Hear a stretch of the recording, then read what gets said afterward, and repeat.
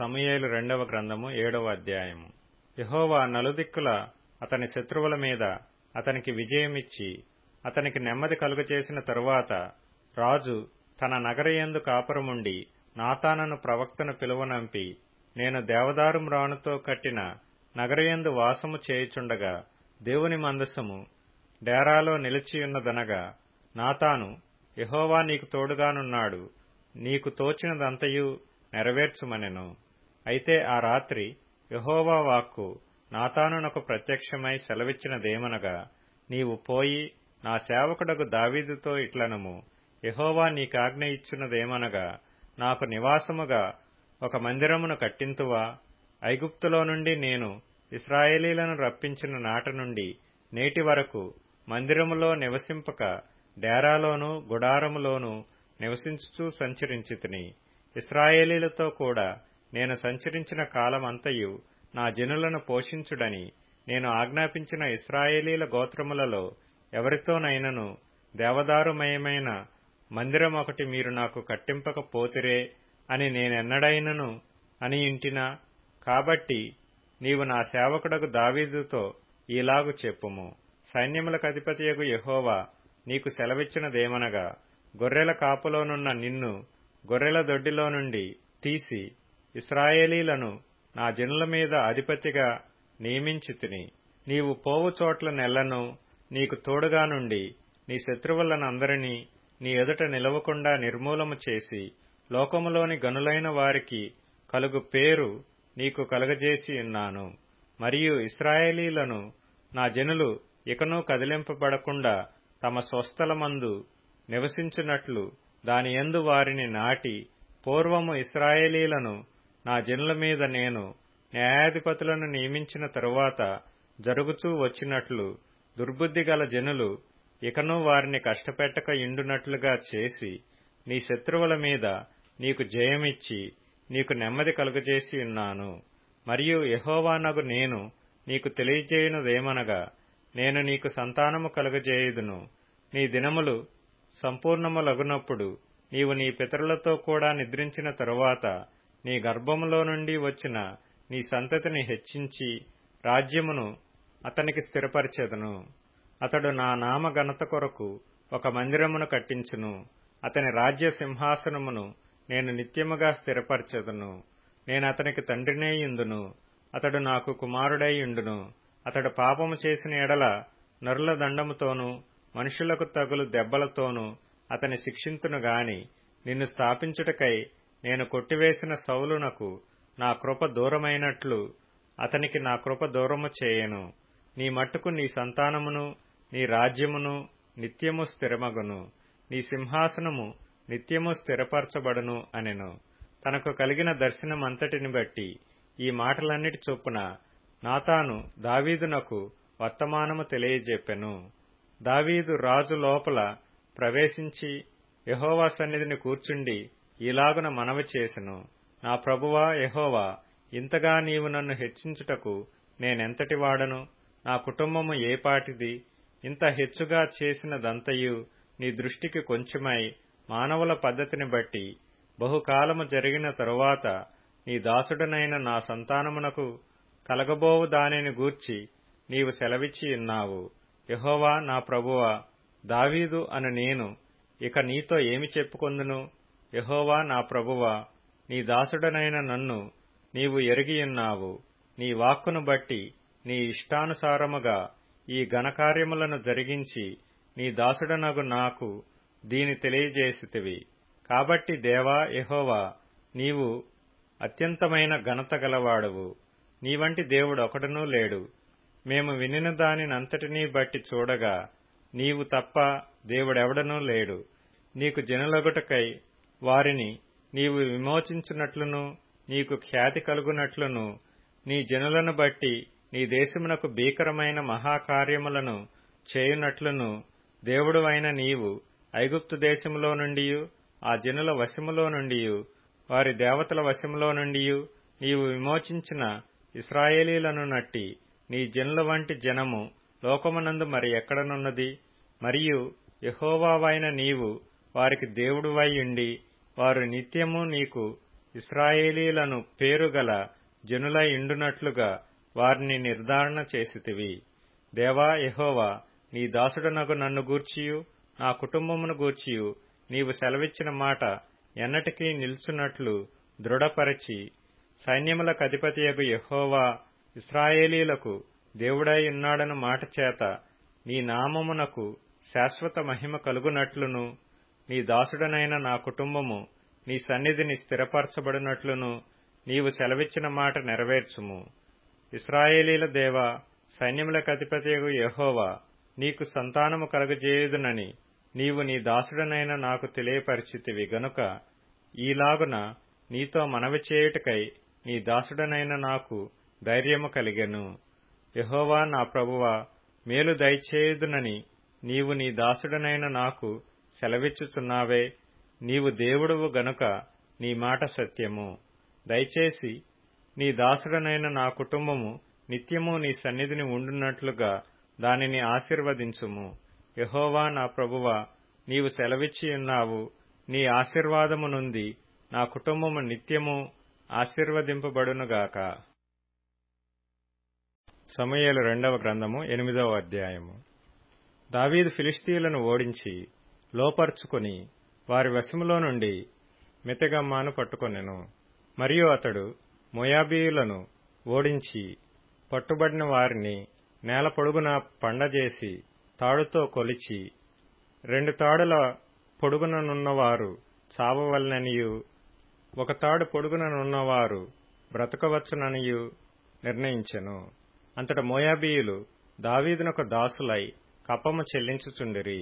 సోబారాజును Rehob కుమారుడునగు హదదెజరు Euphrates నది వరకు తన రాజ్యమును వ్యాపింపచేయవలెనని బయలుదేరగా దావీదు అతని నోడించి అతని యొద్ద నుండి 1700 మంది గుర్రపు రౌతులను 20,000 కాల్బలమును పట్టుకొని వారి గుర్రములలో 100 ఉంచుకొని మిగిలిన వాటికి చీలమండ నరములను తెగవేయించెను.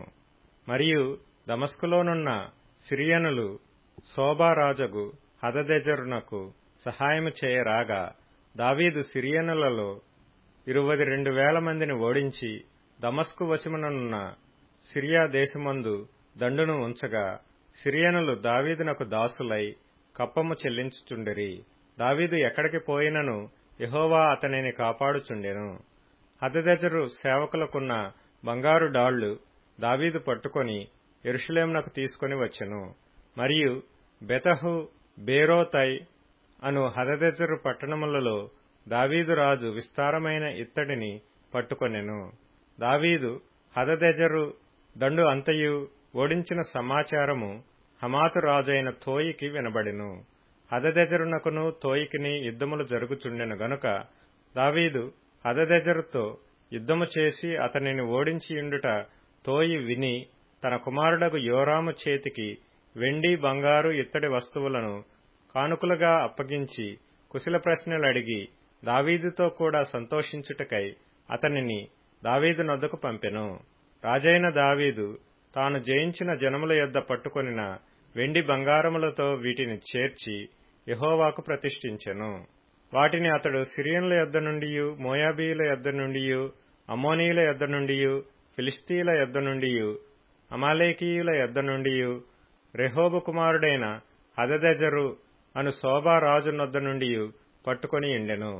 దావీదు ఉప్పులోయలో సిరియనులగు 18,000 మందిని హతము చేసి తిరిగి రాగా అతని పేరు ప్రసిద్ధమాయెను. మరియు ఎదోము దేశమందు అతడు దండునుంచెను. ఎదోమీయులు దావీదునకు దాసులు కాగా ఎదోము దేశమంతటా అతడు కావలి దండుంచెను. దావీదు ఎక్కడికి పోయినను యెహోవా అతనిని కాపాడుచుండెను. దావీదు ఇశ్రాయేలీలందరి మీద రాజై తన జనులనందరినీ నీతి న్యాయములను బట్టి ఏలుచుండెను. సెరూయా కుమారుడగు యోవాబు సైన్యమునకు అధిపతియై యుండెను. అహీలూదు కుమారుడగు యెహోషాపాతు రాజ్యపు దస్తావేజుల మీద నుండెను. అహీటూబు కుమారుడగు సాదోకును, అబ్యాతారు కుమారుడగు అహీమెలకును యాజకులు. సెరాయా లేఖికుడు. యెహోయాదా కుమారుడగు బెనాయా కెరెతీయులకును పెలేతీయులకును అధిపతి. దావీదు కుమారులు సభాముఖ్యులు. సమూయేలు 2వ గ్రంథము 9వ అధ్యాయము. యోనాతానును బట్టి నేను ఉపకారము చూపుటకు సౌలు కుటుంబములో ఎవడైనా కలడాయని దావీదు అడిగెను. సౌలు కుటుంబమునకు సేవకుడగు సీబా అను ఒకడుండగా వారు అతనిని దావీదు నొద్దకు పిలువనంపిరి. రాజు, సీబావు నీవే గదా అని అడుగగా అతడు, నీ దాసుడనైన నేనే సీబాను అనెను. రాజు, యెహోవా నాకు దయచూపినట్లుగా నేను ఉపకారము చేయుటకు సౌలు కుటుంబములో ఎవడైనానొకడు శేషించియున్నాడా అని అతని నడుగగా సీబా, యోనాతానుకు కుంటికాళ్లు గల కుమారుడొకడున్నాడని రాజుతో మనవి చేసెను. అతడెక్కడ ఉన్నాడని రాజు అడుగగా సీబా, చిత్తగించుము, అతడు లోదెబారులో అమ్మీయేలు కుమారుడగు మాకీరు ఇంటనున్నాడని రాజుతో అనెను. అప్పుడు రాజైన దావీదు మనుష్యులను పంపి లోదెబారులోనున్న అమ్మీయేలు కుమారుడగు మాకీరు ఇంట నుండి అతని రప్పించెను. సౌలు కుమారుడైన యోనాతానునకు పుట్టిన మెఫీబోషెతు దావీదు నొద్దకు వచ్చి సాగిలపడి నమస్కారము చేయగా దావీదు మెఫీబోషెతు అని అతని పిలిచినప్పుడు అతడు, చిత్తము, నీ దాసుడనైన నేనున్నానెను. అందుకు దావీదు, నీవు భయపడవద్దు, నీ తండ్రి అయిన యోనాతాను నిమిత్తము నిజముగా నేను నీకు ఉపకారము చూపి నీ పితరుడైన సౌలు భూమి అంతయు నీకు మరలా ఇప్పింతును. మరియు నీవు సదాకాలము నా బల్ల యొద్దనే భోజనము చేయుదువని సెలవీయగా అతడు నమస్కరించి, చచ్చిన కుక్క వంటి వాడనైన నా ఎడల నీవు దయచూపుటకు నీ దాసుడనగు నేను ఎంతటివాడను అనెను.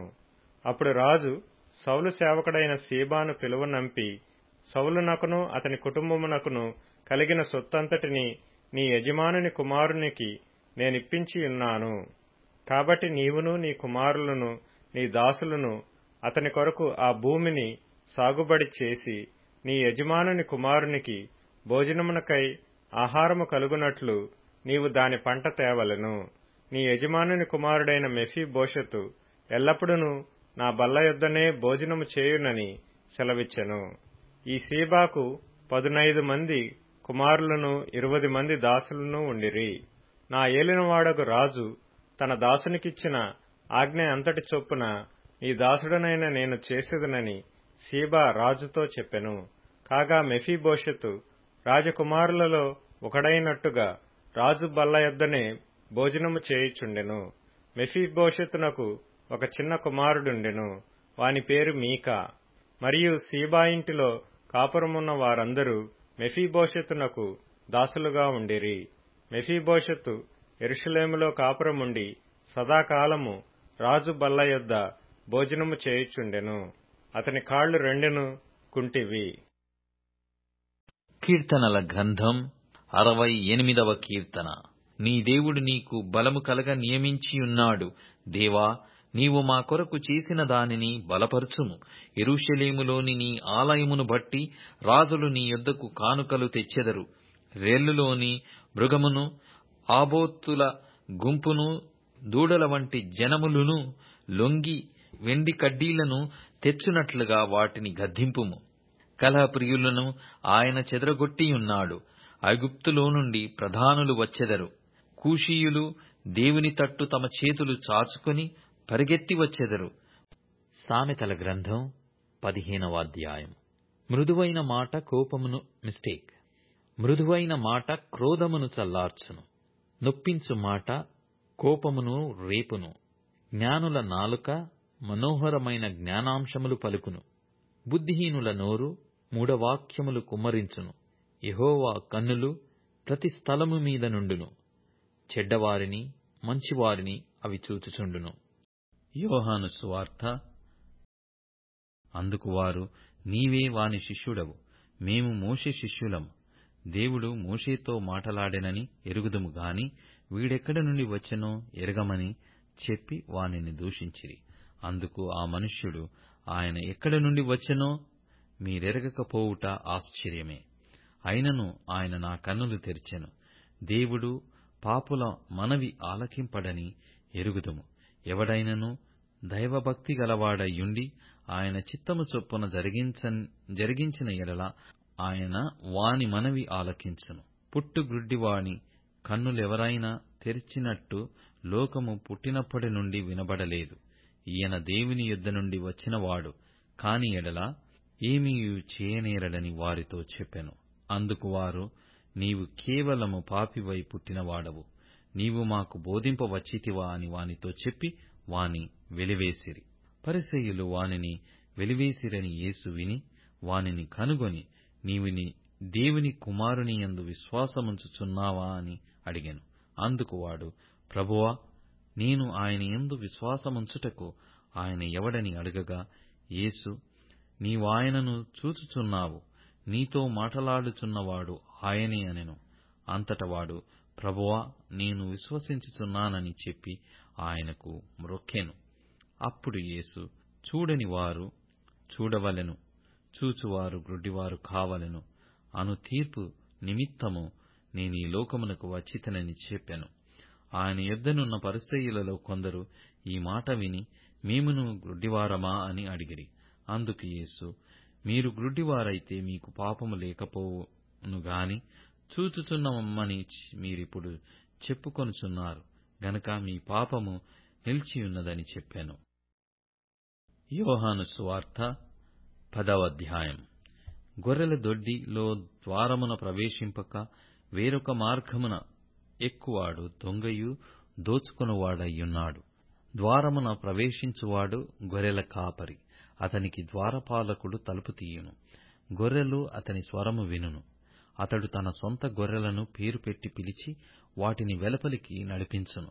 మరియు అతడు తన సొంత గొర్రెలన్నింటినీ వెలుపలికి నడిపించినప్పుడెల్లా వాటికి ముందుగా నడుచును. గొర్రెలు అతని స్వరమెరుగును గనక అవి అతనిని వెంబడించును.